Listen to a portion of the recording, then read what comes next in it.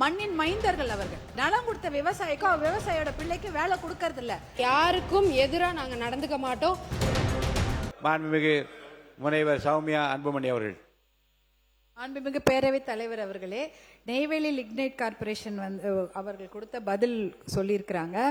ஆனால் பார்த்தீங்கன்னா CSR corporate social ரெஸ்பான்சிபிலிட்டிக்கு ஒரு சதவீதம் கொடுக்கணும். அதை மட்டும் அவங்க கொடுக்குறாங்களான்னு பாருங்க, கிடையவே கிடையாது.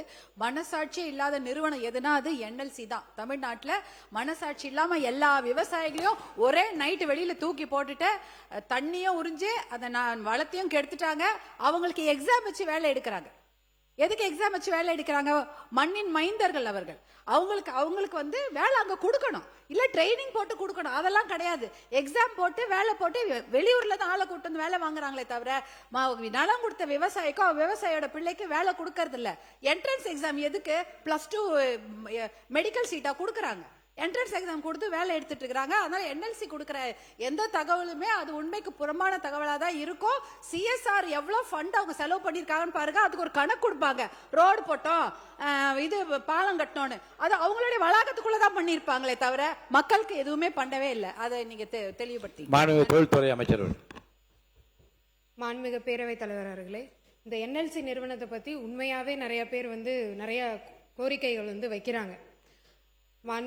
முனைவர் அவர்கள் சொன்ன மாதிரி சிஎஸ்ஆர் ஃபண்ட்ல இருந்து அவங்க ஒதுக்காம நிறைய பிரச்சனைகள் பண்ணியிருந்திருக்கலாம் இதுவரை. இதே மாதிரி விவசாயிகளுக்கு அதனால பாதிக்கப்பட்டு இன்னைக்கு இருந்திருக்கலாம். ஆனா நம்ம முதலமைச்சர் என்னைக்குமே விவசாயிகளுக்கு ஏதாவது ஒரு பிரச்சனைனா நிக்கிறவரு. கண்டிப்பா அந்த பிரச்சனையை நாங்க இன்னைக்கு சால்வ் பண்ணி தருவோம். இந்த அரசாங்கம் இப்ப வந்திருக்கு, 3 மாசம் தான் ஆயிருக்கு. அதுக்கான கமிட்டி நீங்க கேட்ட மாதிரி நாங்க போட்டிருக்கோம். முத்தரப்பு பேச்சுவார்த்தை நடந்துகிட்டு இருக்கு. கமிட்டி இப்ப போட்டிருக்கோம். அதுக்கான தகவல்கள் உங்களுக்கு வரும். கண்டிப்பா யாருக்கும் எதிரா நாங்க நடந்துக்க மாட்டோம். விவசாயிகளுக்கு கண்டிப்பா சப்போர்ட்டா இருப்போம், மக்களுக்கும் சப்போர்ட்டா இருப்போம். அதே என்எல்சி நிறுவனம் அந்த மாதிரி இருக்காங்க அப்படின்னா அதுக்கான நடவடிக்கை இந்த அரசாங்கம் கண்டிப்பா எடுக்கும். தவிர்க்க முடியாத தம்ப்நெயில்ஸ், கலக்கலான கண்டென்ட்ஸ், சினிமாவும் சீரியஸ் பிரச்சனைகளும், பல வருடங்கள் இடைவெளிக்கு பிறகு இந்த படத்துல ஒரு கலகலப்பும் கைகலப்பும், போயிட்டே தான் இருக்காரே தவிர பிரேக்கே இல்லாமல் பிரேக்கிங் நியூஸ் சொல்லும் தந்தி டிவி ஆப்.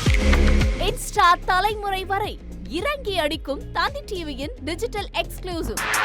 அது தண்ணிக்குள்ள போகும்போது ஹேங் ஆயிடுச்சு.